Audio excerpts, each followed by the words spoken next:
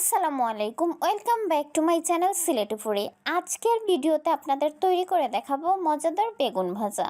কিন্তু তার আগে যারা এখনও আমার চ্যানেলটিকে সাবস্ক্রাইব করেননি, এই ধরনের আরও নতুন নতুন রেসিপি পেতে প্লিজ আমার চ্যানেলটিকে সাবস্ক্রাইব করে পাশে আসা বেল আইকনটি প্রেস করে দিন পরবর্তী ভিডিওর নোটিফিকেশন সবার আগে পাওয়ার জন্য।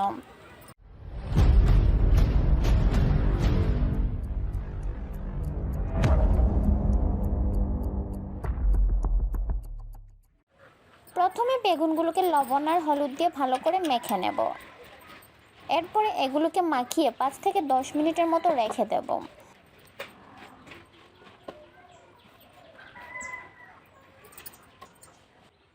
এরপর জ্বলন্ত চুলায় ফ্রাই প্যান বসিয়ে তেল দিয়ে দেব।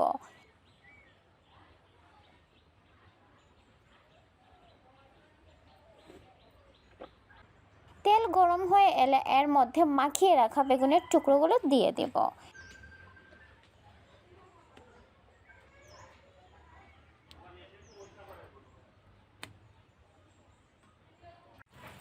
এরপরে বেগুনগুলোকে হালকা নেড়ে চেড়ে দেব।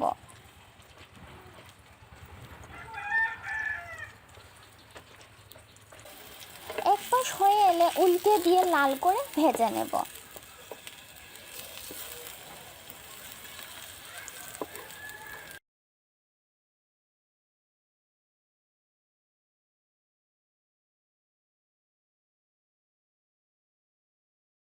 ব্যাস তৈরি হয়ে গেল মজাদার বেগুন ভাজা।